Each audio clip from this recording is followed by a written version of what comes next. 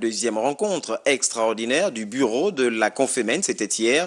Le ministre de l'Éducation nationale et ses homologues membres de cette instance ont donc échangé par visioconférence. Il était question de faire le point sur la stratégie de cours à distance mise en place par les pays africains pour maintenir le lien pédagogique avec les élèves, surtout en cette période de crise sanitaire liée au Covid-19. Esmine Chouchou Kayumba, Arnaud Mengue, nous font le point.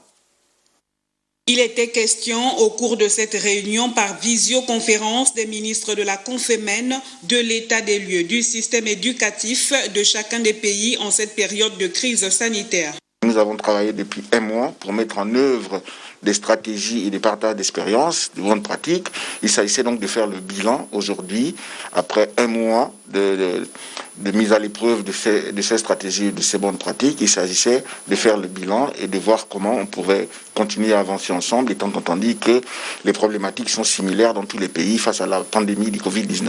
Après avoir échangé avec ses homologues des États et gouvernements de la francophonie, le ministre de l'Éducation nationale a pu constater, en ce qui concerne la stratégie de cours à distance, que les difficultés rencontrées sont les mêmes. D'une manière générale, on a des réponses identiques pour les mêmes problèmes, ce qui est un bon signe et qui prouve que nous sommes sur la bonne voie. Nous avons également constaté que les difficultés que nous notons ici pour la mise en application de l'enseignement à distance sont les mêmes que certains pays ont également éprouvées. Donc les réponses qu'on va y apporter et qu'on a commencé à esquisser lors de cet échange-là vont probablement présenter également des similitudes.